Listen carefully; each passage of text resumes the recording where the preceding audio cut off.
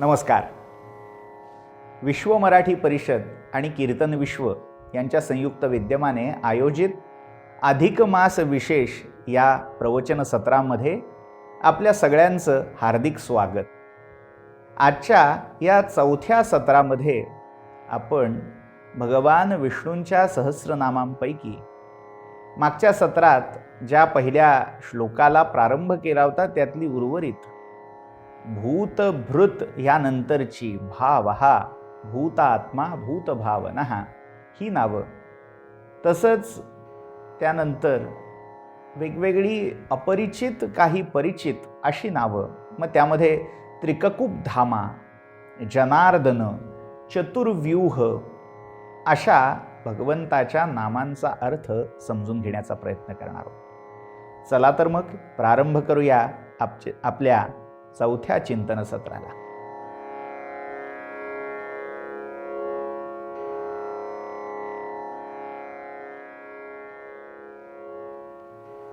ओंकार माद्यं प्रवदन्ति संतो वाचश्रुतीनामपि यं गृह्णन्ति गजाननं देवगणानताङ्घ्रिं भजेऽहमर्धेन्दुकृतावतंसम्.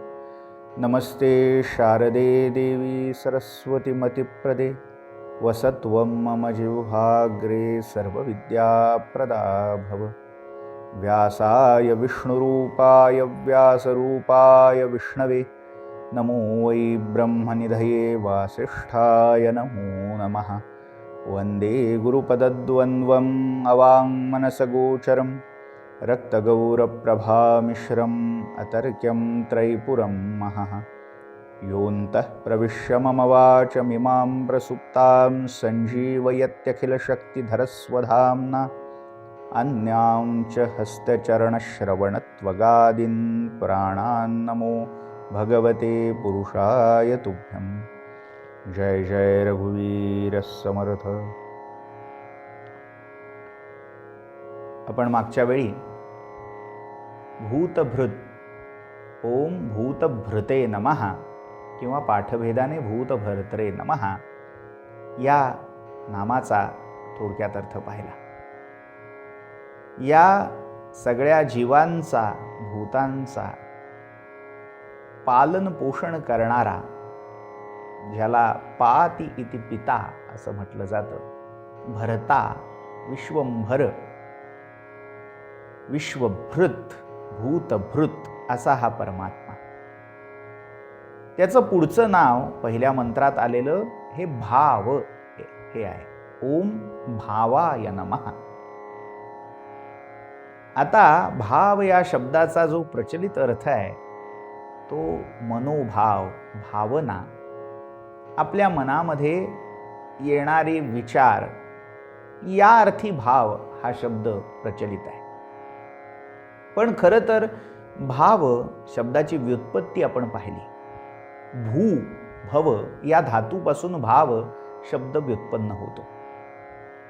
भाव या शब्दाचा अर्थ व्युत्पत्तीच्या दृष्टीने केला तर अस्तित्व असा आहे. याला प्रमाण म्हणून आपल्याला श्रीमद भगवद्गीतेतल्या दुसऱ्या अध्यायातल्या सांख्य योगातल्या एका श्लोकाचं प्रमाण घेता येईल. भगवान म्हणतायत, नासतो विद्यते भावो नाभावो विद्यते सतः उभयोरपि दृष्टोऽन्तः तु अनयः अनयोः तत्त्वदर्शिभिः. न असतः भावः विद्यते सतः अभावः न विद्यते. हे मुख्य विधान आहे. जे असत आहे त्याचा भाव कधी असत नाही आणि जे सत आहे ते कधी अभावात जात नाही, त्याचा कधी अभाव होत नाही. याचाच सोप्या भाषेत अर्थ पाहायचा झाला तर जे असत्य आहे ते कधी अस्तित्वात असत नाही आणि जे सत्य आहे ते कधी अस्तित्वात नाही असं होत नाही. थोडक्यात अस्तित्व म्हणजे भाव आणि अनास्तित्व म्हणजे अभाव. यातला जो अस्तित्वाचा अस्मितेचा भाव आहे, पुन्हा भाव हा शब्द आला. मुळात हे सगळं विश्व आपण विश्वम या नावापासून सुरुवात केली होती. हे सगळं विश्व अभाव नाहीये तर तो भाव आहे. परमात्मा हा विश्वभावापन्न झालेला आहे. शिव हा जीवभावापन्न झालेला आहे. त्यांनी तो भाव स्वीकारलाय, पत्करलाय. आजच्या भाषेत ती भावना केली आहे, ती कल्पना केली आहे. थोडक्यात तो परमात्मा मी जीव आहे असं म्हणून जीव झाला. त्याने तशी भावना केली, तशी धारणा केली. उपनिषदामध्ये जे म्हटलं गेलं एकोहम बहुश्याम, मी एकटा आहे, मी बहु व्हावं, ही भावनाच तर त्याच्या मनात उत्पन्न झाली. हा भाव त्याच्या मनात उत्पन्न झाला.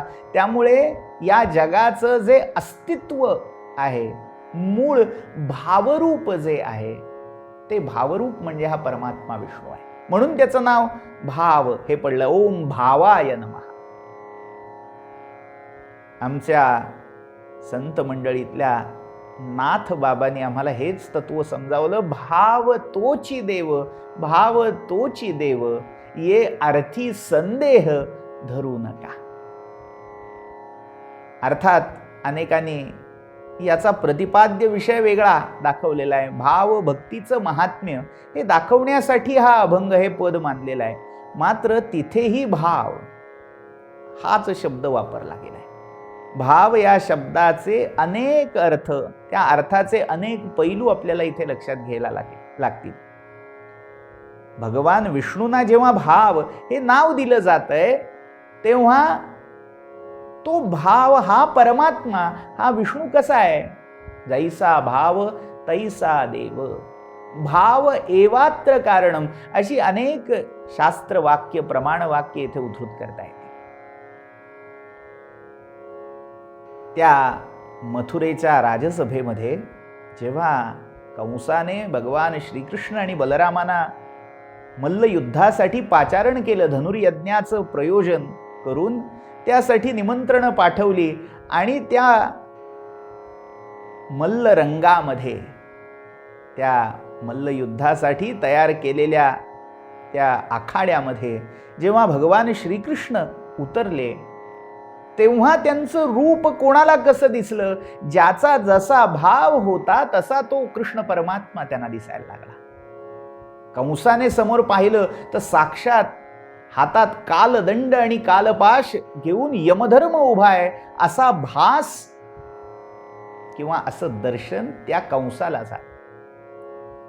गोपीजनांनी जेव्हा पाहिलं तेव्हा साक्षात मन्मथ मन्मथ, मदनाचा मदन, मदनाच्या मनालाही मोहून टाकेल असा तो श्याम सुंदर मदन मोहन तिथे उभा आहे असा भास, प्रति कामदेव तिथे उभा आहे असा आभास त्या गोपिकांना झाला. नंद यशोदा, देवकी वसुदेव यांना आपलं बाळ, आपला लल्ला तिथे उभा आहे असं जाणवलं. यादवांना आपला तारणहार आला, आपला रक्षक आला असं वाटलं. तिथे उपस्थित ब्रह्मवृंद, महर्षी, वेदविद जनांना हा साक्षात परमात्मा आहे असं जाणवलं, असं दिसलं. या सगळ्या प्रतिपादनामागचा, कथेमागचा मूळ आशय काय आहे? जैसा भाव तैसा देव. ज्याच्या मनात जो भाव, जी भावना होती त्याप्रमाणे तो परमात्मा रूप दाखवता झाला. म्हणून भगवंताच्या अनेक नावापैकी एक नाव भाव हेच आहे. दुसरं नाव नाही, भाव हेच नाव त्या परमात्म्याला दिलं. ओम भावाय नमः. पुढचं नाव आहे भूतात्मा. या सगळ्या भूतांचा जे जे उत्पन्न झालेलं भूत आहे, जे जे भेटीचे भूत, ते ते मानिजे भगवंत. त्या सगळ्यांच्या भूतांच्या अंतरंगामध्ये, अंतर्यामी रूपामध्ये, कूटस्थ चैतन्याच्या रूपामध्ये, प्रत्यगात्म रूपामध्ये तो परमात्मा अवस्थित आहे. तो या सगळ्या भूतांचा आत्मा आहे.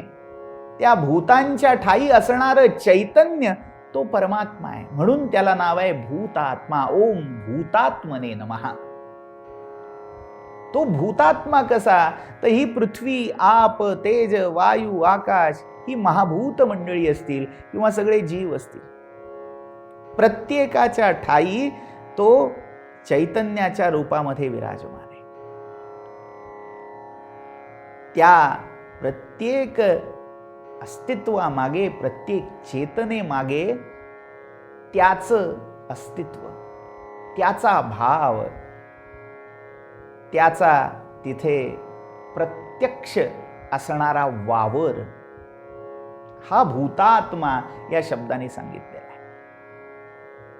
हे शरीर या आत्म्याचा जो दृश्य भाग आहे, या आत्म्याची जी दृक अभिव्यक्ती आहे ती सगळी कदाचित नाशिवंत आहे, क्षणभंगूर आहे. मात्र या सगळ्या दृश्यामागे जे शाश्वत अदृश्य कूटस्थ असं तत्व आहे तो भूतात्मा आहे.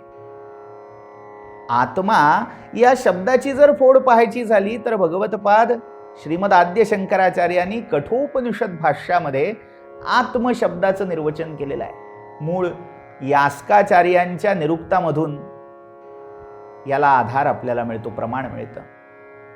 यच्च आपनोति यदा दत्ते यच्च अत्ति विषयान इह यच्च अस्य संततो भावः तस्माद आत्मेति कीर्त्यते किंवा तस्माद आत्मेति कीर्तितः.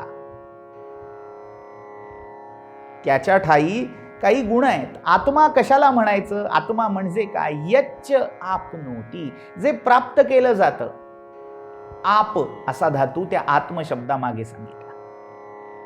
यद आदत्ते, जे मिळतं ते, जे धारण केलं जातं ते.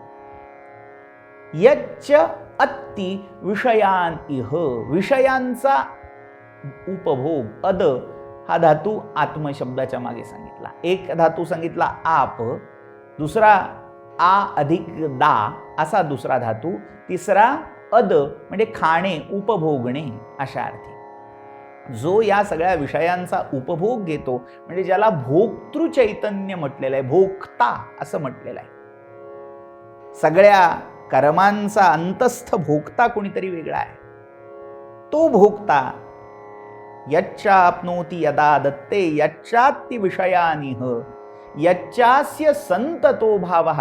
आणि या सगळ्यामध्ये जो संतत भाव, पुन्हा शब्द आला तिथे, अस्तित्व. तन असा धातू आहे, ताणणे, विस्तारणे, व्यापणे अशा अर्थी. तर या सगळ्या गोष्टींना व्यापून जो उरलेला आहे, म्हणजे जसं पुरुष सूक्तामध्ये सांगितलेलं आहे, अत्यतिष्ठत दशांगुलम स्थिरचर व्यापुनी अवघा तो परमात्मा दशांगुळे उरला. असा तो संतत अखंडित प्रत्यय प्रवाहाच्या रूपात राहणारा, त्या तत्वाला, त्या अस्तित्वाला, त्या सत्तेला आत्मा असं म्हटलेलं आहे. त्यामुळे ही सगळी भूतमात्र जी आहेत, त्या भूतमात्रांच्या ठाई जे परमचैतन्य आहे, ते परमचैतन्य म्हणजे तो विष्णू परमात्मा आहे. म्हणून त्याचं नाव भूतात्मा आहे. भूतमात्रांच्या अंतर्यामी तो आहे, कूटस्थ आहे, म्हणून तो भूतात्मा आहे. पुढचं नाव त्याचं येतं ते भूतभावनः. ओम भूतभावनाय नमः. भूतानि जनयति भावयति इति भूतभावनः. भूतांना जो अस्तित्व देतो, भूतांना जो जन्माला घालतो किंवा भूतांचं लालन पालन पोषण जो करतो, रक्षयति भूतानि, भूतांचं रक्षण जो करतो, थोडक्यात भूतांना, भूतांच्या ठाई जे जे भाव विकार आहेत, मगाशी भाव हे नाव आपण पाहिलं. हे भाव कसे कसे आहेत? भूतांचे भाव 6 भाव सांगितलेले आहेत. प्रत्येक भूताठाई हे 6 भाव आहेत. हे 6 भाव, या 6 भावांनाच षड्भाव विकार अशी पारिभाषिक संज्ञा निरुक्त शास्त्रामध्ये यास्काचार्यांनी देऊन ठेवलेली आहे. ते म्हणतात अस्ति, जायते, वर्धते, विपरिणमते, अपक्षीयते आणि नश्यती. हे 6 भाव विकार आहेत. भूत, जीव या प्रत्येक भूताला, जीवाला ह्या 6 भावातून, ह्या 6 स्तरातून जावं लागतं. अस्ति म्हणजे तो आहे, श्रद्धा आहे, तो आहे अशी जाणीव आहे, ते अस्ति. मग आहे, तर मग आहे म्हणण्यासाठी त्याला आकार धारण करायला लागेल. तो जेव्हा आहे तो साकार होतो, आकार धारण करतो, म्हणजेच त्याचा जन्म होतो. मग तिथे दुसरा भाव विकार येतो, जायते.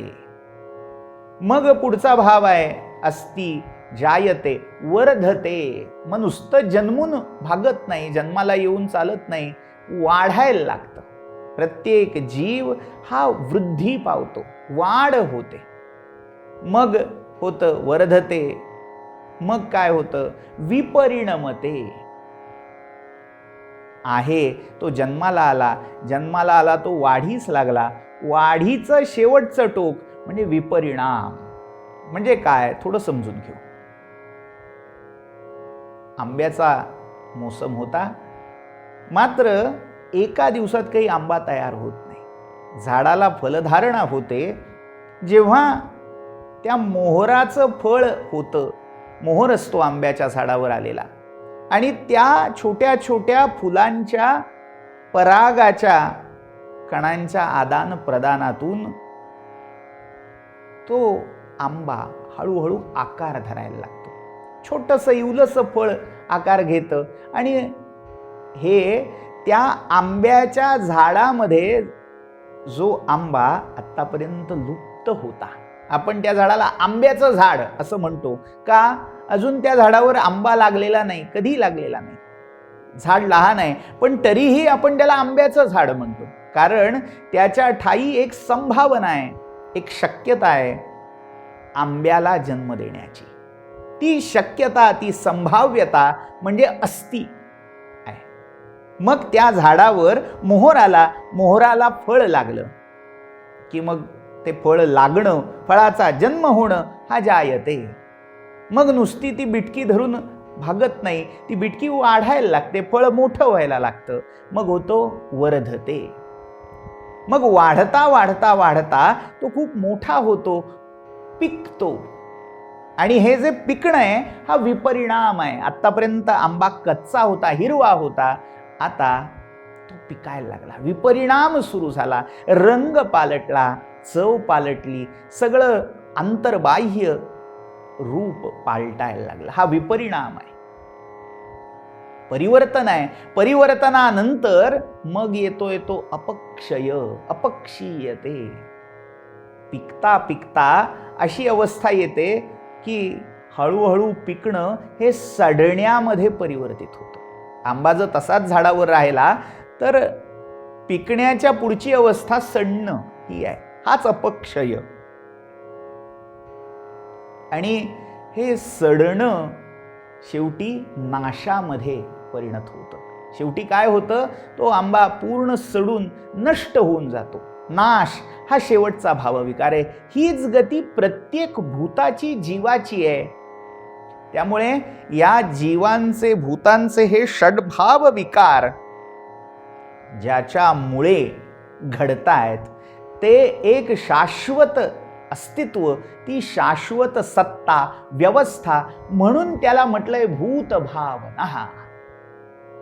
किंवा अजून एक अर्थ भूतभावन याचा आहे, भूतांच्या भावाने जो परिणत झालाय, म्हणजे भूतांच्या रूपामध्ये जो नटलाय, वेगवेगळ्या जीव रूपामध्ये जो एकमात्र परमात्मा नटून हा विश्वाचा, नाटकाचा खेळ उभा करतोय, म्हणून त्याला भूतभावन म्हटलंय. भूतांच्या भावाठाई, भूतांच्या रूपामध्ये जो एकमात्र विराजमान आहे तो भूतभावन आहे. संत शिरोमणी तुकाराम महाराजांची चरित्रातली एक कथा इथे आठवते. वारीला निघालेले महाराज एका गावी मुक्काम पडला आणि जिथे मुक्काम पडला होता त्या झाडावर एक पिशाच राहत होता आणि त्या पिशाचाने एकदम तुकाराम महाराजांना पाहून त्यांच्या अंगावर उडी घेतली. त्यांच्या मानेवर ते पिशाच बसायचा प्रयत्न करायला लागला. एखादी साधी व्यक्ती असली, सामान्य माणूस असता तर घाबरून गेला असता, गलित गात्र झाला असता, तिथून त्याने पळ काढायचा प्रयत्न केला असता. अगदीच नाही एखादा शूरवीर असता तर देवाचं नाव, एखादं रामनाम स्तोत्र म्हणायचा त्याने प्रयत्न केला असता. पण तुकाराम महाराज तिथे होते. तुकाराम महाराज काय म्हणाले, अरे बाबा पांडुरंगा, याच रूपात दर्शन द्यायचं बाकी राहिलं होतं, बाकी सगळ्या रूपात तुला पाहून झालं होतं, एवढं रूप तुझं पाहायचं राहिलं होतं. त्यामुळे ह्या उरलेल्या रूपातही आज तू भेटलास, आनंदी आनंद झाला. प्रसंग सांगायचं कारण भूत भावना. भूत ह्याच्या आपण मराठीत प्रचलित भाषेत अर्थ पिशाच्य असा घेत असलो तरी ते पिशाच्य ही एक प्रकारचं भूत आहे, एक अस्तित्व आहे. जी जी म्हणून या जगात अस्तित्व आहेत, सत्ता आहेत, ती सगळी त्या परमात्म्याची रूप आहेत. त्याने धारण केलेले भाव आहेत, त्याने केलेली भावना आहे, म्हणून ती रूप आपल्याला दिसत आहेत. त्याने जशी भावना आरंभकाळी केली, सृष्टिकाली केली, तशी ही सगळी भूत त्या त्या प्रमाणात त्या त्या रूपात प्रकट झाली. म्हणजे आज आपल्याला जे नामरूप मिळालेलं आहे ती त्या परमात्म्याने केलेली मूल भावना आहे, कल्पना आहे, म्हणून तो भूत भावना आहे. भूतांना आपल्या भावनेने, आपल्या कल्पनेने आकार देणारा, साकार करणारा, म्हणून तो भूत भावना आहे. भूतानि जनयति इति भूत भावना किंवा भूतानां रूपेषु जायते भवति इति भूत भावना. भूतांच्या रूपाठाई जो विपरिणत किंवा प्रकट होतो तो भूत भावना आहे. अशी ही पहिल्या मंत्रातली नावं आपण क्रमाने पाहिली. अशा क्रमाने जर विष्णू सहस्रनामाचा विचार करायचा आपण प्रयत्न केला तर किमान एक वर्षभराचा तरी कालावधी आपल्याला इथे घ्यावा लागेल. तितका कालावधी आपल्याकडे नाही. त्यामुळे या कालमर्यादेमध्ये आपल्या ठराविक सत्रांच्या गणितामध्ये जर आपल्याला हे सहस्रनाम स्तोत्र बसवायचं असेल तर प्रातिनिधिक प्रतिकात्मक रूपात काही विशिष्ट नामांचा विचार आपल्याला करावा लागेल. त्यामुळे पहिल्या श्लोकामध्ये येणारी 9 नावं क्रमाने आपण मंगलाचरण रूपात इथे पाहिली. आता थोडी विस्कळीत पद्धतीने, म्हणजे ज्याला आजच्या व्यवहार्य भाषेमध्ये रँडम चूजिंग, अशा पद्धतीने निवडलेली काही नावं, त्यांचा अर्थविचार आपण इथे पाहूया. आता या पहिल्या 9 नावांनंतर थोडी मंडूक प्लुती करून आपण पुढे जाऊया आणि ते नाव आहे 21वं नाव. सहस्रनामातल्या क्रमामध्ये येणारं 21वं नाव नारसिंह वपुश्रीमान. नारसिंह वपुषे नमः हे नाव. नारसिंह वपुहू असं नाव त्या भगवंताला दिलेलं आहे. 21वं नाव आहे. ज्याची वपू, वपुस, वपुहू असा शब्द आहे. वपू म्हणजे शरीर, देह. ज्याचं शरीर, ज्याचा देह हा नारसिंह आहे. अर्धा देह म्हणजे मानेखालचं शरीर हे नराचं आहे, मनुष्याचं आहे. आणि मानेवरचं म्हणजे मस्तकाचं जो मस्तक भाग आहे, मूर्धा आहे, ती सिंहाची आहे. त्यामुळे असं अर्ध नर अर्ध सिंह असं वपू शरीर ज्याचं आहे तो नरसिंह वपू म्हणून ओळखला गेला. आपल्या सर्वांना या नरसिंह रूपाची कथा परिचयाचीच आहे, पुनरुच्चार करायची गरज नाही. पण मुख्यत्वे असा अलौकिक देह धारण करण्याची गरज काय पडली तर हिरण्यकश्यपू याने जे ब्रह्मदेवांकडे वरदान मागितलं होतं, अमरत्व मागितलं, म्हणाले देता येणार नाही. उपजे ते नाशे या नियमानुसार जन्माला आलेला मृत्यू हा त्याला निश्चितच ठरलेला आहे,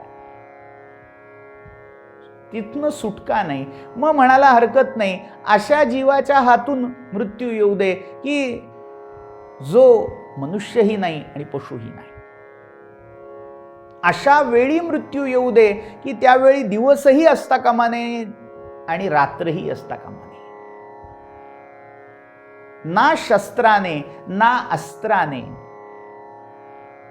ना घरात ना घराबाहेर असा मला मृत्यू यावा.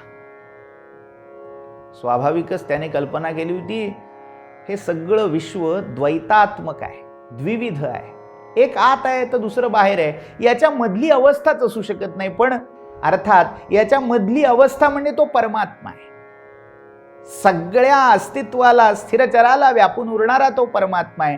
त्यामुळे जे जे आहे ते तोच आहे आणि जे नाही तेही तोच आहे. जे आत्तापर्यंत कधी आकारात आलं नाही, साकार झालं नाही, जे तुमच्या कल्पनेच्याही अतीत आहे, तेही परमात्मा होऊ शकतो. हे वास्तव, हे तथ्य परमात्म्याने नरसिंह रूप धारण करून त्या हिरण्यकश्यपूला समजावलं. नरही नाही, पशुही नाही, अर्ध नर अर्ध सिंह. ना घरात ना घराबाहेर, मग घराच्या उंबऱ्यावर. ना दिवस ना रात्र, तिन्ही सांज. ना अस्त्र ना शस्त्र, हाताची नख. अशा थाटात त्या हिरण्यकश्यपूचा वध भगवंतानी केला. त्यासाठी ही नरसिंह वपू धारण केली.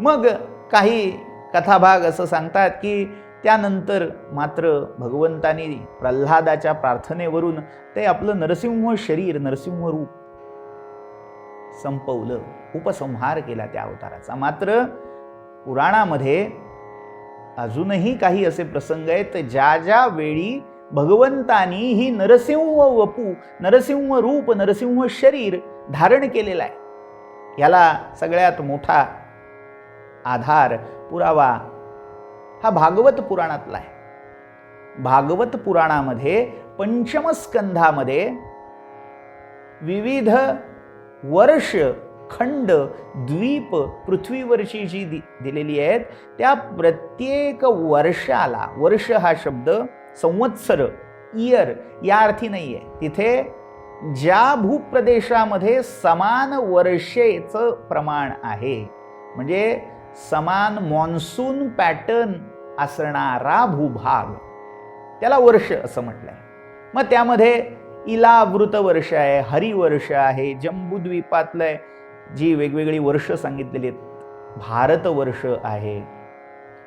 मग अशा या वर्षांमध्ये, विविध द्वीपांमध्ये, खंडांमध्ये कोणकोणती रूप धारण करून परमात्मा निवास करू नये, त्या त्या वर्ष किंवा द्वीपाचं अधिष्ठान भगवंताच्या कोणत्या रूपाकडे आहे हे सांगत असताना हरिवर्ष जे आहे त्या हरिवर्षाचा अधिष्ठाता हा हर्यक्ष.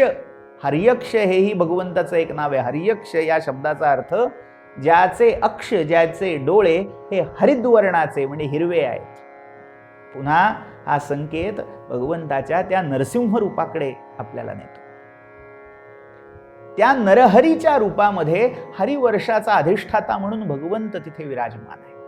म्हणजे ती मूर्ती संपवलेली नाही, तिचा उपसंहार केलेला नाही, ती लोककल्याणासाठी, लोकरक्षणासाठी अजूनही प्रतिष्ठित या विश्वामध्ये आहे. भगवंताचे देह, भगवंताच्या मूर्ती या काळाच्या मर्यादेमध्ये बद्ध नसतात. आपल्याला वाटतं हा अवतार झाला आणि हा अवतार संपवला, मात्र विश्वाच्याही उत्पत्तीच्या आधी आणि विश्वाच्या प्रलयानाशानंतरही या भगवंताच्या चिन्मय मूर्ती, सन्मूर्ती या कायम अस्तित्वात असतात. तशातला हा भाग आहे. त्यामुळे नारसिंह वपुः असं जेव्हा त्या भगवंताला म्हटलं जातं तेव्हा ती नरसिंह तनू, नरसिंह वपू भगवंतानी धारण केली आणि ती या जगताच्या रक्षणासाठी केली. विष्णू धर्मोत्तर पुराणामध्ये अशी एक कथा सांगितली जाते. एकदा एका शिवाच्या अतिरेकी भक्ताने, म्हणजे शिव हाच खरा विष्णू हा खोटा असं म्हणणाऱ्या एका भक्ताने एका वैष्णवावर अत्याचार केले आणि आपल्या बळाचा दुरुपयोग करून या वैष्णवाला शिवलिंगाची पूजा करायला भाग पाडलं. त्यावेळी या भक्ताने कळवळून प्रार्थना केली, तेव्हा त्या लिंगाचा स्फोट झाला आणि त्या स्फोटातून नरसिंह भगवान प्रकट झाले. त्यामुळे ती लिंगस्फोट मूर्ती नरसिंहाची तिथे विष्णू धर्मोत्तर पुराणात सांगितलेली आहे. किंवा शैव पुराणामध्ये, शैव मतामध्ये नरसिंहाचा संहार करण्यासाठी भगवान शिवांनी शरभ नावाचा अवतार धारण केला अशी कथा येते. शरभ हे मुळात भगवान विष्णूंच्याच एका सहस्रनामापैकी एक नाव याच स्तोत्रात आलेलं आहे. त्याच्यावर विचार आपण पुन्हा त्या नावाच्या वेळी करणारच आहोत. मात्र हा सगळा भगवंताचा लीलाविलास आहे. एक रूप प्रकट करतो तर दुसरं रूप आवृत करतो. हे प्रकटणं आणि लुप्त करणं हा सगळा भगवंताच्या लीलेचा विलास आहे. त्यामुळे अशा सांप्रदायिक धारणांमध्ये, सांप्रदायिक दुराग्रहांमध्ये, अभिनिवेशांमध्ये अडकून न जाता त्या एकाच परमात्म्याची ही भिन्न भिन्न रूपं, भिन्न भिन्न प्रसंगी, भिन्न भिन्न लीला दाखवण्यासाठी कशी प्रकट होतात याचं कौतुक आपण पाहावं आणि त्याचं स्तवन करून शांत व्हावं. त्यामध्ये भेद करत, विवाद करत राहणं हे साधकाला योग्य नाही, साधकाला साजेसं नाही. तर अशा ह्या नावाचा आपण विचार केला. नारसिंह वपुषे नमः. नरसिंह वपू ज्याने धारण केली तो परमात्मा, तो भगवान विष्णू. अर्थात नरसिंह वपू हा बाह्य आविष्कार होता. त्याच्या अंतरंगामध्ये असणारं चैतन्य ते महाविष्णू तत्व होतं. म्हणून त्याला नारसिंह वपुषे नमः, नारसिंह वपू हे नाव वापरलं गेलं. पुढचं नाव हे 24वं नाव आहे. आपल्या या महिन्याचं जे नाव आहे तेच हे नाव. अधिक महिन्याला आपण पाहिलं पुरुषोत्तम मास म्हणून ओळखलं जातं. तर त्या महिन्याचंच नाव आपण इथे आता भगवंताच्या नामावलीत आलंय. त्याचा अर्थ पाहूया. पुरुषोत्तम हे नाव. ओम पुरुषोत्तमाय नमः. मुळात या नावाचा विचार करायचा झाला तर पुन्हा आपल्याला श्रीमद भगवद्गीतेला शरण जावं लागतं. भगवद्गीतेमध्ये जो 15वा अध्याय आहे, या 15व्या अध्यायाचं नावच मुळात पुरुषोत्तम योग असं आहे. नाव देण्यामागचं कारण त्या पुरुषोत्तम तत्वाचं ज्ञान या अध्यायात अर्जुनाला भगवंत देत आहेत. भगवंत सांगतायत 2 प्रकारचे पुरुष आहेत. पुरुष हा शब्द आपल्याला स्वाभाविकच प्रचलित अर्थानुसार मेल किंवा जेंट्स, नर या अर्थी आपल्याला त्याचा अर्थ वाटतो. पुरुष म्हणजे नर. मात्र इथे पुरुष या शब्दाचा थोडा व्यापक अर्थ अभिप्रेत आहे. पुरुष पूरिशेते, पूरिशयनात पुरुषः. देहरूपी पुरी आहे. आपलं शरीर ही एक नगरी आहे, ही एक पुरी आहे. पूहू असा शब्द आहे संस्कृतमध्ये. पूहू म्हणजे पुरी, नगरी. या नगरीमध्ये जो राहतो, नांदतो, तिथे जणू काही एखाद्या राजासारखा अधिकार गाजवत शयन करतो, झोपतो, तो पुरुष म्हणजे आत्मा. जीवात्म्याला पुरुष ही संज्ञा तत्वज्ञानाने दिली.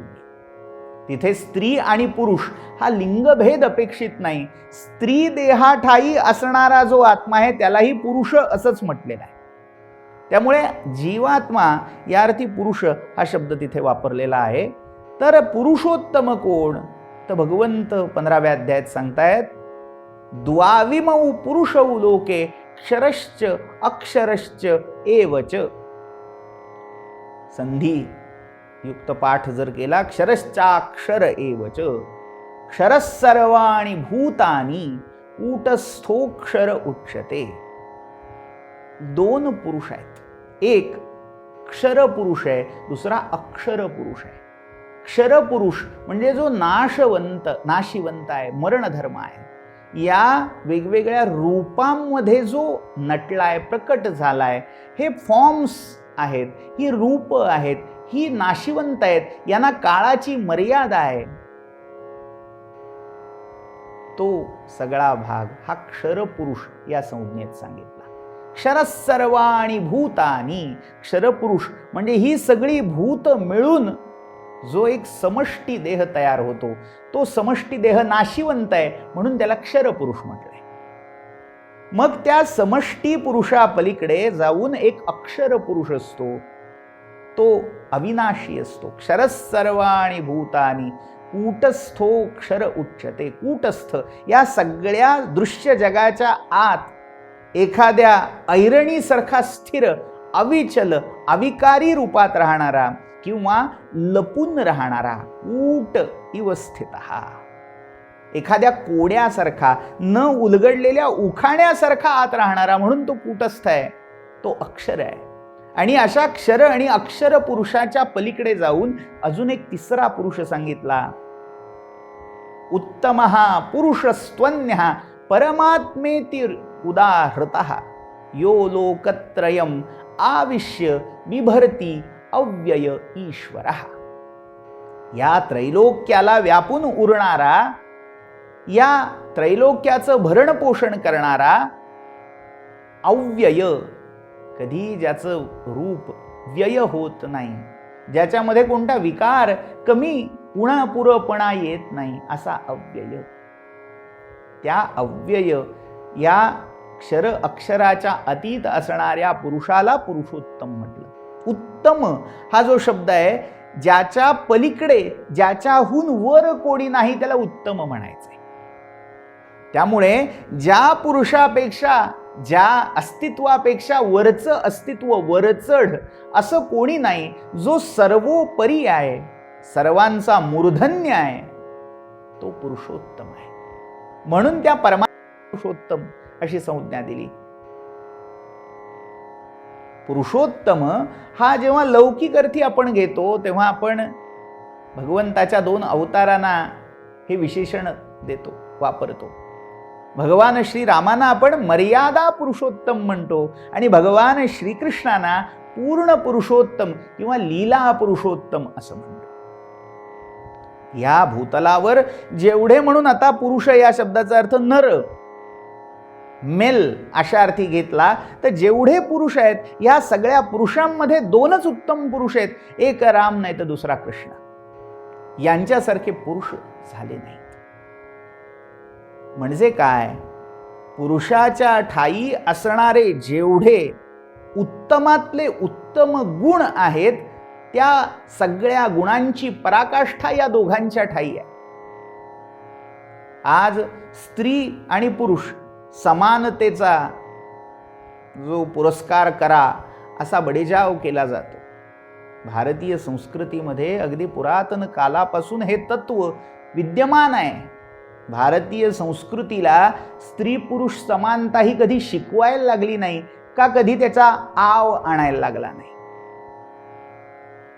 आमच्याकडे प्रत्येक स्त्रीला आदिशक्तीचं रूप मानलंय, आदि माया, आदि प्रकृती मानलेलं आहे. म्हणून आदिशक्तीचं स्तवन करणाऱ्या सप्तशती ग्रंथामध्ये, मार्कंडेय पुराणात जो सप्तशती भाग आहे, दुर्गा सप्तशती म्हणून आपण त्याला ओळखतो, त्यामध्ये स्पष्ट निर्देश आहे. स्त्रिया समस्ता सकला जगत्सु विद्या समस्ता स्तव देवी भेदा स्त्रिय समस्ता सकला जगत्सु त्वयैकया पूरितमंबयैतत्. हे अंबे, हे जगदंबे, या जगातल्या सगळ्या स्त्रिया, सगळ्या विद्या ही तुझीच रूप आहेत, तुझ्याच विभूती आहेत. त्यामुळे जिथे या स्त्रीला आदिशक्ती मानलेला आहे आणि प्रत्यक्ष राम आणि कृष्णांनीही ते स्त्री प्रकृतीचं महात्म्य स्वीकारलेलं आहे, कुठेही कमी लेखलेलं नाही. अर्थात आज ज्यांना पुराण इतिहासाची जाण नाही, तेवढी समज उमज नाही, अशी लोक बिनधास्त उठून रामावर सीता त्यागाव निमित्त दूषण लावतात, केवढा अन्याय केला. मात्र त्या सगळ्या चरित्र भागामागची जी विचारसरणी आहे ती पचवण्याची ताकद आपल्यात नाही. नवे नवे आपली दृष्टी पाश्चात्य विचारांनी इतकी भारलेली आहे की त्याच्या मागची उदात्तता जाणून घ्यायची कुवत आपल्यात राहिलेली नाही. त्यामुळे असे विकल्प आपल्या मनात येत आहेत. असो, तो काही आपला विषय नव्हे. मात्र पुरुष म्हणजे नर आणि मादी यातला नर या अर्थी जरी पुरुष असा अर्थ घेतला तरी त्या सगळ्या पुरुषांमध्ये उत्तम कोण आहे तर ते भगवंताचे हे अवतार आहेत. म्हणूनही त्या भगवंताला पुरुषोत्तम म्हटलं गेलंय. मनुष्यामध्ये जे गुणधर्म असायला हवेत त्या सगळ्या गुणांचा जर उत्कर्ष बिंदू काढला, चरमबिंदू काढला, तर तो चरमबिंदू त्या चारित्र्यातली उदात्तता, सर्वश्रेष्ठता जर पाहिली तर ती या भगवत अवतार चरित्रामध्ये दिसते. म्हणून त्या परमात्म्याला पुरुषोत्तम म्हटलं गेलंय. आजच्या युगधर्मानुसार, आजच्या समाजधारणेनुसार ती मूल्य आपल्याला झेपणार नाहीत. त्यामुळे राम कसा पुरुषोत्तम होता किंवा कृष्ण कसा पुरुषोत्तम होता हे आपल्याला आजच्या तर्काच्या आधारे कदाचित मांडता येणार नाही. कदाचित असा मी शब्द वापरतोय, कारण मुळात काय आहे, तर्क हा अप्रतिष्ठित आहे आणि वादासाठी वाद घालायला मंडळी आली आणि माझं समाधान करायचंच नाहीये मला अशी भूमिका घेऊन आली तर आपण कितीही प्रमाण दिली तरी ती ऐकत नाहीत. मात्र हा सगळा वादविवाद कर्कश मंडळींचा भाव बाजूला ठेवून सश्रद्ध अंतःकरणाने पाहावं आणि विश्वास ठेवावा की परमात्मा हा पुरुषोत्तम आहे. त्याचा अवतार राम असो वा कृष्ण तो पुरुषोत्तम आहे. त्याच्या पलीकडे जाऊन गुणांचा उत्कर्ष दिसू शकत नाही. तो पुरुषोत्तम आहे, पुरुषोत्तम म्हणून त्याचं एक नाव पुरुषोत्तम. त्या पुरुषोत्तमाची विभूती हा मास, अधिक मास आहे. त्याचं अस्तित्व, त्याचं अधिष्ठान या मासात आहे. म्हणून या मासाचंही नाव पुरुषोत्तम आहे. आपण पहिल्या सत्रामध्ये त्याच्यावरही विचार केला होता.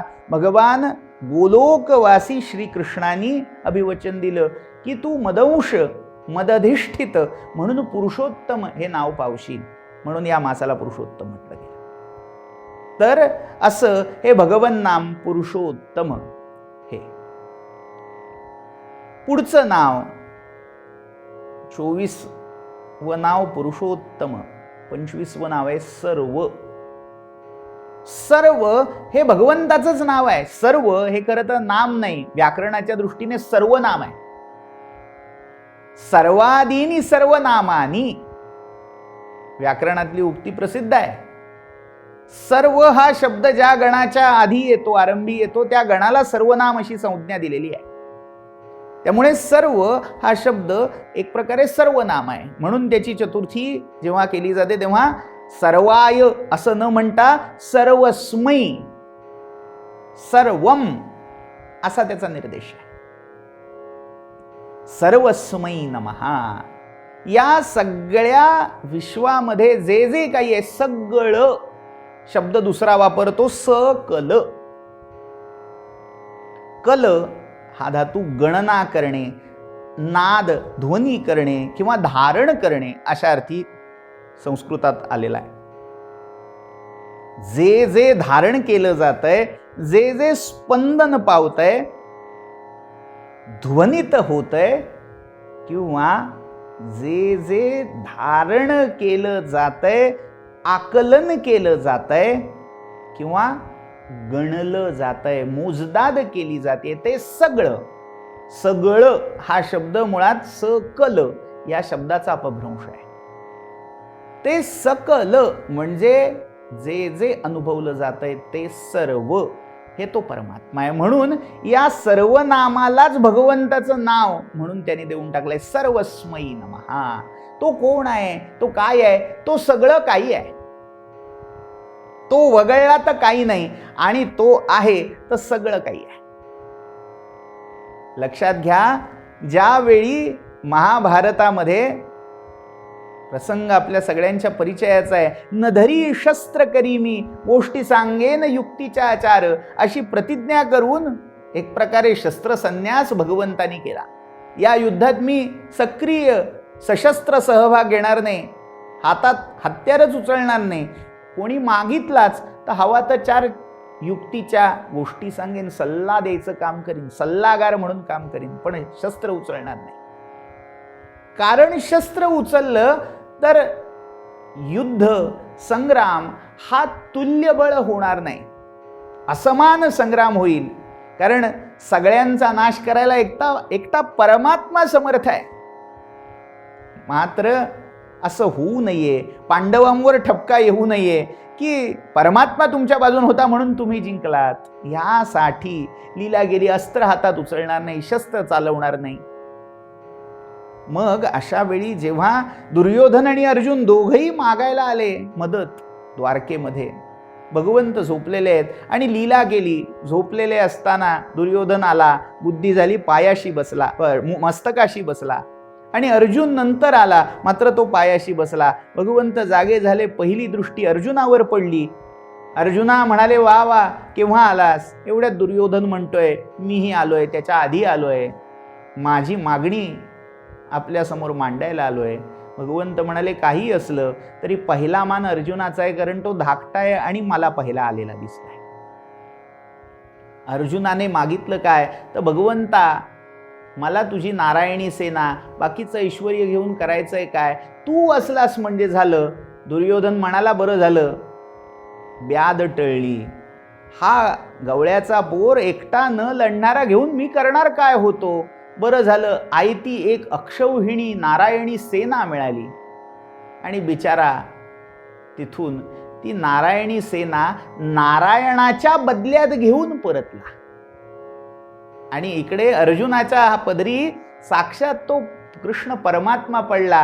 पण तरीही आपली लीला थांबवेल तो परमात्मा कुठला? अर्जुनाला विचारतोय, चाचपून त्याची परीक्षा करतोय, कसोटीला लावतोय. म्हणाला, अर्जुना तुला बुद्धिमान म्हणतात खरा, पण ही कुठली बुद्धी तुला आज सुचली? एकीकडे मी न लढता सल्ला देणारा, कानपिचक्या देणारा, आणि एकीकडे शस्त्रसिद्ध सज्ज अशी माझी एक अक्षौहिणी नारायणी सेना. मला कशासाठी घेतलंस? त्यावेळी अर्जुन म्हणाला, अरे सगळी सेना एका बाजूला असली तरी चालेल, पण तो सर्वात्मा, सर्वगत, सर्वेश्वर तू माझ्या बाजूला आहेस, हे मला पुरेसं आहे. मी ती सेना घेऊन काय करू? म्हणजे जे काही स्थूल सगळं जग आहे ते एकीकडे, आणि त्या सगळ्या जगाच्या आत जे तत्व आहे, जी चेतना आहे, जे सत्व आहे, ते तू आहेस. म्हणून तो सर्व या शब्दाने सांगितलेला कोण आहे तर ते स्थूल अस्तित्व नाही, तर ते सत्व, ते तत्व तू आहेस, म्हणून तुझं नाव सर्व आहे. महाभारत युद्धानंतर जेव्हा अहमहमिका लागली सगळ्या योद्ध्यांमध्ये, वीरांमध्ये, पांडव पक्षामध्ये भांडण सुरू झालं. सगळ्यात जास्त पराक्रम कोणी केला? अर्जुन म्हणाला, मी केला. भीष्माना पाडलं, त्या जयद्रथाला मारलं. भीम म्हणाला, तू काय सांगतोस? मी एकट्याने 100 कौरवांचा निपात केला. युधिष्ठिर म्हणाला, नाही नाही, पण धोरण तर मीच ठरवून दिलं. नकुल सहदेव म्हणाले, ओ ते अश्वसेना या सगळ्यांचं नेतृत्व आम्ही केलं. वाद उभा राहिला, खरं कर्तृत्व कोणाचं? सगळ्यात जास्त पराक्रम कोणी केला? वाद विकोपाला गेला, तो सोडवण्यासाठी अर्थात ही एक पुराकथा आहे, लोककथा आहे, मूळ महाभारतामध्ये याचा उल्लेख नाही. पण त्यातला भाव महत्वाचा आहे, यासाठी उद्धृत करतोय. तर सगळे पांडव आपला विवाद घेऊन महर्षी वेदव्यासांकडे आले. व्यासांना विचारतायत, म्हणाले, तुम्ही सांगा सगळ्यात जास्त पराक्रम कोणी केला? व्यास म्हणाले, मी प्रत्यक्ष त्या युद्धभूमीवर उपस्थित नव्हतो. आता कोणीतरी एक असा अपेक्षित न्यायाधीश इथे नेमावा लागेल, ज्याने एकट्याने हे सगळं युद्ध अनिमिष नेत्रांनी पाहिलेलं असेल. ते म्हणाले, असा कोण जिवंत मिळणार? आणि निपक्षपाती पुन्हा असेल असा कोण भेटणार? त्यावेळी व्यास म्हणाले, या भीमाचा नातू.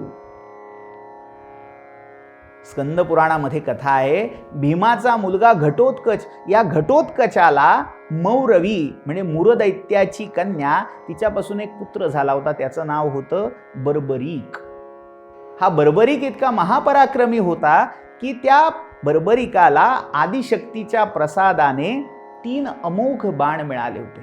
आणि या बाणांच्या प्रभावाने कितीही मोठा वीर योद्धा, अजेय अमर योद्धा का असेना, त्या बाणाच्या पात कक्षेत तो आला तर त्याचं भस्म होणार होतं. मात्र या बर्बरिकाने अजाणतेपणी प्रतिज्ञा अशी केली होती की ज्या पक्षामध्ये गरज पडेल, जो पक्ष क्षीण होईल, त्या पक्षाच्या बाजून मी शस्त्र चालवीन, त्या पक्षाच्या बाजून मी युद्ध करीन. या प्रतिज्ञेमुळे भगवान कृष्णाने त्याला सांगितलं की आता तू धर्माच्या मार्गात मोठं संकट उत्पन्न केलंयस, कारण युद्धामध्ये कधीही सगळी सेना उतरवलीच जात नाही, कायम तुकड्या उतरवल्या जातात आणि रोजच्या युद्धामध्ये कुठल्या तरी पक्षाची हार आणि जीत, पराभव आणि विजय हे होतच असतात. त्यामुळे कधी एकांगी विजय सेनेचा होत नसतो. त्यामुळे आता गरजेचं काय आहे तर एक तर तू प्रतिज्ञा सोड, नाहीतर स्वतःच्या जीवनावर पाणी सोड. आणि त्या वीराने प्रतिज्ञा सोडण्यापेक्षा स्वतःचा जीव देणं अधिक योग्य मानलं आणि स्वतःचं मस्तक कापून श्रीकृष्णांच्या चरणावर अर्पण केलं. ते मस्तक भगवान श्रीकृष्णाने कुरुक्षेत्राचं युद्ध दिसेल अशा एका टेकडीवर नेऊन स्थापित केलं. ते मस्तक म्हणजे आजही राजस्थान, पंजाब, हरियाणा या प्रांतामध्ये खाटू श्याम या रूपात पूजलं जातं. तो बर्बरीक शीर्षदानी म्हणून पूजला गेलेला एक लोकदेव योद्धा. या बर्बरिकाचं मस्तक कृष्ण कृपेने सजीव होतं. जरी मस्तक कापून दिलं होतं तरी त्या मस्तकाला हे सगळं युद्ध दिसत होतं. तो अनिमिष नेत्रांनी बर्बरिक हे युद्ध पाहत होता. त्या बर्बरिकाकडे हे सगळे गेले, नमस्कार केला, कारण आता तो देवत्व पावलेला होता. आत्मबलिदान करून देव पदवीला पोचलेला हा बर्बरीक, त्याच्यासमोर सगळे पांडव नतमस्तक होत आहेत आणि विचारतायत की युद्धामध्ये सगळ्यात जास्त पराक्रम कोण करत होतं, कोण गाजवत होतं. तेव्हा बर्बरिकाने दिलेलं उत्तर आहे, अरे काय तुमची विषाद, तुम्ही पराक्रम गाजवाल. मला तर एकमेव व्यक्ती अशी दिसत होती की सगळ्या रूपांमध्ये नटून तोच लढत होता. पांडव पक्षातून अर्जुन रूपाने तोच बाण सोडत होता आणि कौरव पक्षामध्ये कर्ण होऊन तोच ते बाण आपल्या उरावर झेलत होता. एकच असा योद्धा या भूमितलावर, या रणभूमीवर वावरत होता, जो बाण सोडत होता, जो बाण झेलत होता, जो आघात करत होता आणि जो घाव सोसत होता, जो विजयाच्या ललकारी देत होता आणि जो पराभवाचे अश्रू ढाळीत होता. असा एकच व्यक्ती, असा एकच माणूस मला या सगळ्या भूमितलावर वेगवेगळ्या रूपात वावरताना दिसला आणि तो म्हणजेच खरा पराक्रमी. तो म्हणजे दुसरा तिसरा कोणी नाही तर हा कृष्ण परमात्मा. सर्वस्मै नमः. सगळ्या रूपांमध्ये, सगळ्या अस्तित्वामध्ये तोच एक नटलेला आहे. मारणाराही तो आहे, मरणाराही तो आहे. त्यामुळे त्याचं नाव सर्वस्मयी आहे. 28वं नाव क्रमातलं आहे स्थाणवे नमः. स्थाणुः. खरं तर भगवान शिवांच्या नावापैकी स्थाणू हे एक नाव आहे. स्थाणू याचा अर्थ खांब, खुंटा, जो स्थिर आहे. अनेक वेळा असं एक वाक्य संस्कृत वाङ्मयात वापरलं जातं, नायम स्थाणोः दोषः यद एनम अंधाः न पश्यति. निरुक्तामध्ये आलेलं वाक्य आहे की हा त्या खांबाचा दोष नाहीये, आंधळ्याला दिसत नाही आणि तो आंधळा जाऊन त्या खांबावर आदळला. इथे दोष त्या खांबाचा नाही, त्या आंधळ्याचा आहे, कारण त्याला दिसत नाही. इथे तो स्थाणू शब्द येतो. स्थाणुरयम भार हरः किल.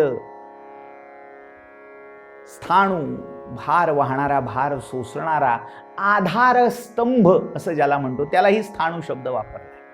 किंवा जो वृक्ष आहे त्या वृक्षाचा जो विटप विस्तार आहे, म्हणजे वरच्या फांद्या, शाखा, प्रशाखा, त्याच्यावरची पानं, फुलं, फळं, हा सगळा भार ज्या खोडावर तोललेला असतो त्या खोडालाही स्थाणू असं म्हटलेलं आहे. म्हणजे या विश्वाच्या वृक्षाला जो स्थाणू खोड होऊन आधार देतोय, म्हणून त्या परमात्म्याचं नाव स्थाणू आहे. या विश्वाचा जो आधारस्तंभ आहे, आधारस्तंभ हा शब्द त्यावरून आलेला आहे. तो स्थाणू आहे. जो अचल आहे, अविचल आहे, तो स्थाणू आहे. जो स्थिर आहे, जो कधीही चलित होत नाही, तो स्थाणू आहे. आपल्याला भगवान नारायणांचा जो नरसिंहावतार प्रकट झाला, कुठून झाला तर तो या स्थाणू तत्वापासून झालाय. खांबातून नरसिंह प्रकट झाले. तो खांब म्हणजे कुठला आहे तर या विश्वाचं जे एक विराट अस्तित्व आहे. कल्पना अशी आहे, वेदामध्ये एक स्कंभ म्हणून संकल्पना आलेली. अथर्व वेदामध्ये या स्कंभाचं वर्णन करणारं एक स्वतंत्र सूक्त आहे. हा स्कंभ म्हणजे काय तर ज्याने भू म्हणजे भूमी पृथ्वी आणि द्यू म्हणजे स्वर्गलोक हे दोन्ही लांब तोलून धरलेत. स्वर्ग वर आहे, भूमी खाली आहे, मात्र या दोघांचं अंतर, या दोघांमध्ये असणारी तफावत ही कायम राहिली आहे. ते दोन लोक दोन टोकांना, दोन ध्रुवांना स्थिर राहिले. त्याचं कारण त्या दोघांच्या मध्ये एक स्तंभ आहे. तो स्तंभ, त्या स्तंभाला स्कंभ असं म्हटलेलं आहे. या विश्वाचा, या सगळ्या चराचराचा आधार स्तंभ म्हणजे तो स्थाणू आहे. ध्रुवीय प्रदेश म्हणजे ज्याला उत्तर ध्रुव आपण म्हणतो, स्कॅन्डिनेव्हिया किंवा असे देश, त्या प्रांतामध्ये एक सुंदर पुराण कल्पना आहे. एक असं विराट विश्व वृक्ष असं प्रतीक त्यांनी मानलेलं आहे. त्या विश्ववृक्षाच्या वेगवेगळ्या शाखा आहेत. त्या शाखा म्हणजे हे सगळे लोक आहेत. 9 लोक, 9 शाखा या त्या विराट विश्ववृक्षाच्या मानलेल्या आहेत. मात्र त्या विराट विश्ववृक्षाचा जो बुंदा आहे तो स्थाणू म्हणजे हे विश्व एका वृक्ष रूपकात मांडलेला आहे. हीच कल्पना आपल्याला भगवद्गीतेमध्ये पुन्हा 15व्या अध्यायात दिसेल. भगवंत म्हणतायत, ऊर्ध्वमूलमधशाखम अश्वत्थम प्राहुरव्ययम छंदांसि यस्य पर्णानि यस्तम वेद स वेदविद. हा विश्व पसारा म्हणजे एक अश्वत्थ वृक्ष आहे. आणि या अश्वत्थ वृक्षाचा बुंधा, त्याचा मधला खोडाचा भाग तो स्थाणू आहे. म्हणजे जो या सगळ्या अस्तित्वाचा आधार आहे तो स्थाणू ह्या नावाने सांगितला गेला. दक्षिण भारतामध्ये एक स्थाणू तीर्थ आहे त्रिवेंद्रमच्या जवळ. कथा अशी आहे, कन्याकुमारी रूपामध्ये माता पार्वती तपश्चर्या करतीये. शिवाची पतिरूपात प्राप्ती व्हावी म्हणून शिव प्रसन्न झाले. लग्नाची तारीख ठरली, दिवस ठरला, तिथी ठरली, मुहूर्त ठरला. भगवान शंकर कैलासावरून निघाले. मजल दर मजल करत तिथे पोचणार. इतक्यात देवांनी विचार केला, ह्या कन्याकुमारीच्या रूपात देवीचा आविर्भाव झालाय तो बाणासुराचा वध करण्यासाठी. बाणासुराला वरदान असं आहे की कन्या जी कुमारी आहे, कौमार्य जिचं अक्षुण्ण आहे, अशा कन्येकडून तुझा वध होऊ शकेल. त्यामुळे आता जर देवीचा विवाह शिवांशी झाला तर बाणासुराचा वध होऊ शकणार नाही. म्हणून देवाने एक कारस्थान केलं, ही देवी कुमारीच राहिली पाहिजे, विवाह होता कामा नये.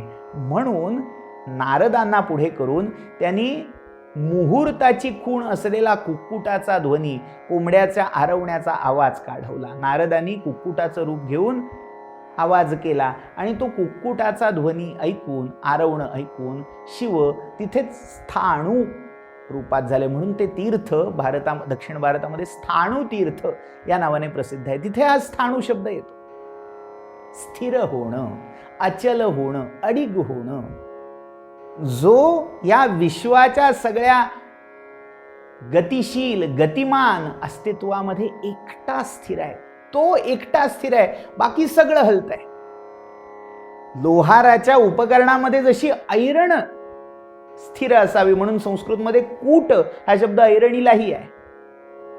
ती ऐरण स्थिर असते, बाकी सगळं आपली जागा सोडत असतं, हलत असतं, इकडनं तिकडे नेलं जात असतं. तसं हे जग हलतंय, गतिमान आहे, विचरण करतंय. मात्र जो एकमेव स्थिर आहे, स्थाणू आहे, आधारभूत आहे, तो परमात्मा आहे. म्हणून त्याचं एक नाव स्थाणू सांगितलं, स्थाणवे नमः.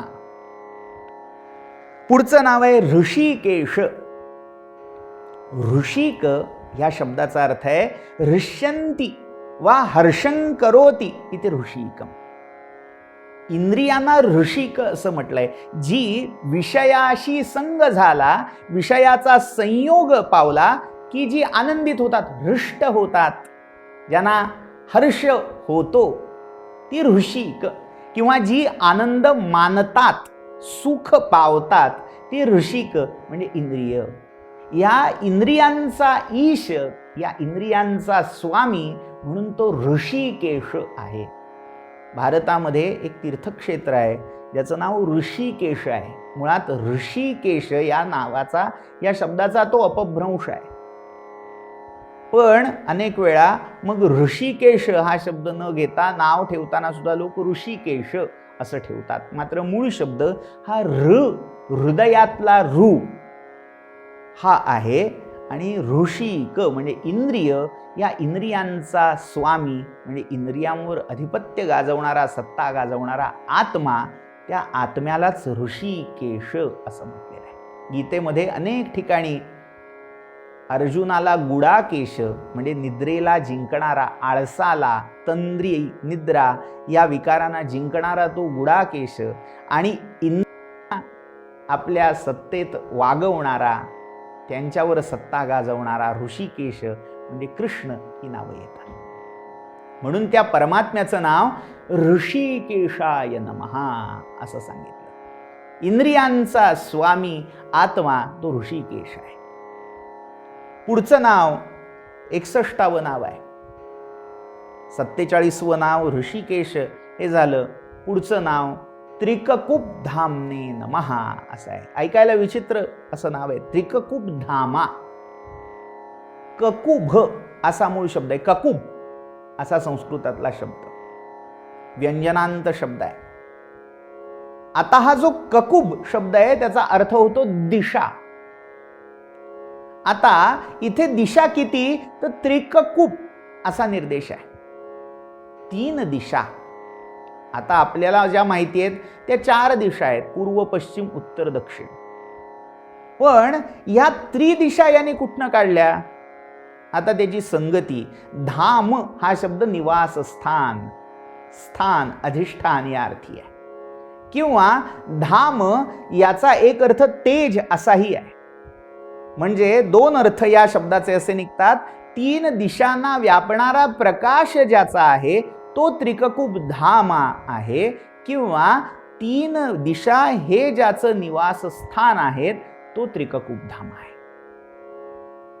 मुळात एका दिशेला तो आहे आणि त्या एका मुख्य दिशेचा विस्तार म्हणजे या 3 दिशा आहेत. एकच दिशा खरी, या बाकीच्या 3 दिशा या त्या दिशेचं एक्सटेन्शन आहेत, एक वाढीव स्वरूप अंग आहेत. म्हणून त्रिककूप धामा. त्या एकाचा म्हणजे जसं पूर्वेला सूर्य उगवला, पण पूर्वेला उगवलेल्या सूर्याचा प्रकाश, त्याचं तेज अन्य दिशामध्ये आपसूक पसरतं. त्याला प्रत्येक दिशेला उगवायची गरज राहत नाही. त्यामुळे ही तो त्रिककूप धाम आहे. एका दिशेला आहे, मात्र त्याचं धाम, त्याचं तेज हे 3ही दिशांना फाकलेलं आहे, पसरलेलं आहे. किंवा 3 दिशा या ज्या मूळ एका दिशेचा विस्तार आहेत, ती दिशा हे त्याचं धाम आहे, म्हणून तो त्रिककूप धाम आहे. शंकराचार्यांनी आपल्या भाष्यामध्ये त्रिककूप याचा अर्थ ऊर्ध्व, अधर आणि अंतर अशा 3 दिशा. बाकी सगळ्या दिशा या औपाधिक आहेत. ऊर्ध्व वरची दिशा, अधर खालची दिशा, अधो दिशा, आणि अंतर या दोन्हींच्या मध्ये असणारी एकमात्र दिशा. त्या 3ही दिशांना ज्याचा अखंड वास आहे, तो वरही आहे, खालीही आहे आणि इथेही आहे. इह अमुत्र अत्र सगळीकडे तोच नांदतोय, म्हणून तो त्रिककूप धामा आहे. अजून एक याची संगती लावण्यासारखी अशी की या दिशा 3 प्रकारच्या दिशा आहेत. एक आंतर दिशा, एक बाह्य दिशा आणि एक मध्य दिशा.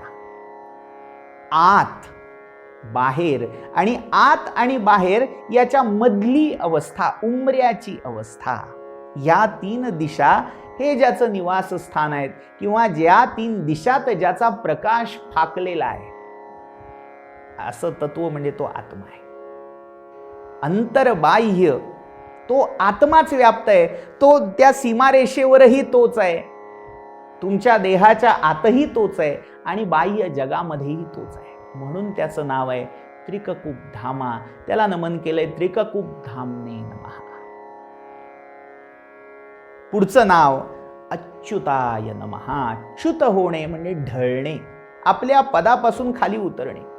जो कधी आपल्या पदापासून किंवा आपल्या ब्रीदापासून च्युत होत नाही, ढळत नाही, ज्याचं स्खलन कधी होत नाही, तो अच्युत आहे. अच्युत या शब्दाचा अर्थ चळेना ढळेना ऐसे जे अढळ आकाश मंडळ तयापोटी. तुकोबांचा अभंग आहे की आकाश कसं आहे, चळेना ढळेना, कधी चळतही नाही कधी ढळत नाही. आकाश कोसळताना कधी कोणी पाहिलंय का?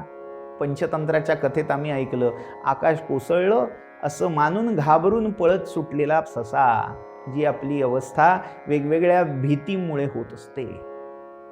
मात्र खरं पाहता आकाश कधी कोसळू शकत नाही. तर असं अढळ आकाश, आणि हे आकाश त्याच्या उदरामध्ये आहे, म्हणजे त्या आकाशापेक्षाही अढळ असा कोणी असेल तर तो परमात्मा आहे. लक्षात घ्या, पुराण काळातली कथा आपल्याला वारंवार सांगितली जाते. त्या ध्रुव बाळाला असं पद हवं होतं, असं स्थान हवं होतं की ज्या स्थानी तो बसला की पुन्हा त्याला कोणी खाली ओढू शकणार नाही, असं अढळ पद त्याला हवं होतं. आईला विचारलं, बाबांच्या मांडीवर बसलो तर सापत्न मातेने, सावत्र आईने, त्या सुरुचीने हात धरून खाली ओढून काढलं, पाडलं, निंदा केली, हेटाळणी केली.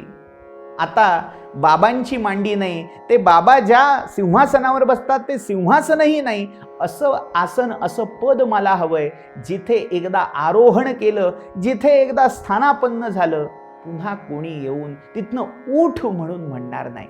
आई म्हणाली, असं पद एकमेव परमात्मा नारायणच तुला देऊ शकतो, कारण त्या विष्णू पदाशीच अशी स्थिती येऊ शकते. विष्णू पदम निर्भयम, केवळ विष्णुपद हे असं अढळ आहे, अच्युत आहे. ते पद, ते स्थान, बाकी सगळ्या देवांची स्थानं ही च्युत होऊ शकतात. प्रत्यक्ष ब्रह्मपदी जाऊन सुद्धा व्यक्तीचं स्खलन होऊ शकतं. ब्रह्मा, हर, इंद्र, बाकी सगळ्या देवता या आपल्या स्थानापासून च्युत होऊ शकतात. एकमेव विष्णुपद असं आहे, विष्णू स्थान असं आहे की जे अच्युत आहे. म्हणून त्या भगवंताचं नाव अच्युत आहे, जो कधी ढळत नाही, जो कधी आपल्या ब्रीदापासून स्खलित होत नाही.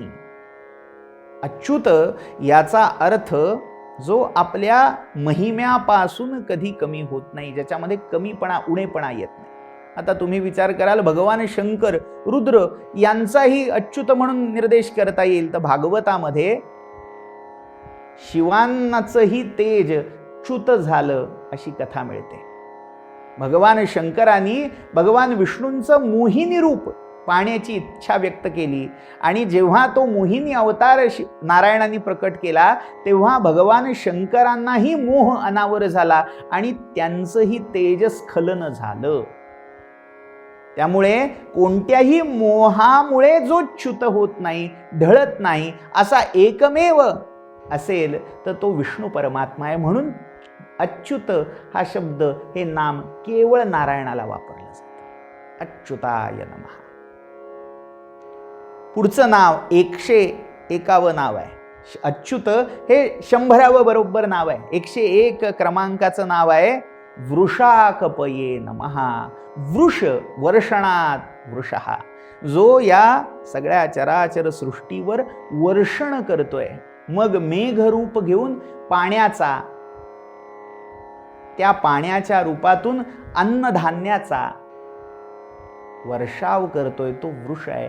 आणि कपी, एकीकडून तो वर्षाव करतोय पाण्याचा आणि दुसरीकडून सूर्य रूपाने ते पाणी शोषूनही घेतोय. वृष म्हणजे मेघ, कपी म्हणजे सूर्य. मेघ आणि सूर्य या दोन्ही रूपामध्ये जो एकमेव नटला आहे. पाण्याचं वर्षण करणं आणि पाण्याचं शोषण किंवा प्राशन करणं, या दोन्ही कृती, या दोन्ही प्रक्रिया जो एकमात्र घडवतोय तो सर्व सत्ताधीश, म्हणून तो वृषाकपी आहे. ब्रह्मपुराणामध्ये गोदावरीच्या तीर्थापैकी एक तीर्थ हे वृषाकपी तीर्थ मानलेलं आहे. महाशनी नावाचा एक पराक्रमी दैत्य होऊन गेला आणि त्या महाशनीला वरदान ब्रह्मदेवांकडून असं लाभलं होतं की भगवान विष्णू आणि शिव यांच्या एकत्रित अवताराशिवाय तुला अन्य कोणी शक्ती मारू शकणार नाही. त्यामुळे त्या महाशनीचा अन्याय अत्याचार जेव्हा परमावधी त्याने गाठली, तेव्हा भगवान विष्णू आणि शिव यांनी एकमेकांना आलिंगन दिलं, हरिहर भेट झाली आणि त्यांच्या संयोगातून वृषाकपी नावाचा एक अद्भुत अवतार प्रकट झाला. हा वृषाकपी, या वृषाकपीने त्या महाशनी दैत्याचा वध केला. तो हरिहर रूप वृषाकपी.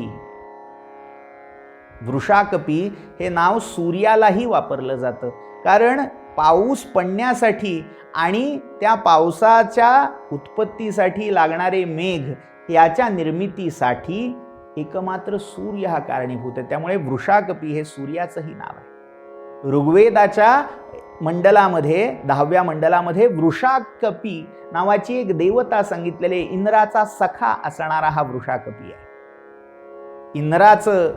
इंद्राची चिकित्सा करणारा हा वृषाकपी आहे. अशा सगळ्या देवतांचा प्रातिनिधिक शब्द नाम हा वृषाकपी आहे. आणि त्या सगळ्या चेतन सत्तांच्या मागे असणारी परमसत्ता सूर्य असो, इंद्र असो, इंद्र सहाय्यक ती उपदेवता वृषाकपी असो, मेघ असो, या सगळ्या अस्तित्वांना त्या रूपांना धारण करणारा एकमात्र परमात्मा तो वृषाकपी आहे. भगवंताच्या गुह्य नामांपैकी एक नाव हे वृषाकपी आहे. तर अशा या वृषाकपी रूप भगवंताचं स्मरण करूया, त्याला नमन करूया आणि आजच्या चिंतन सेवेला इथेच विराम देऊया. ओम वृषाकपये नमः. कायेन वाचा मनसेंद्रियैर्वा बुद्ध्यात्मना वा प्रकृते स्वभावात् करोमि यद्यत् सकलं परस्मै नारायणायेति समर्पयामि. रामामी तव दास दास म्हणवी माते कशाचे भय. रामा जाईन जास्थळी सुखघना होईल तेथे जय. रामाया भुवनत्रयी तुझ बिणे नाही दुजा तारक. रामा तू सकलार्थ पूर्ण करिसी तू तात मी बालक. जय जय रघुवीर समर्थ. हरि जय जय हरि जय जय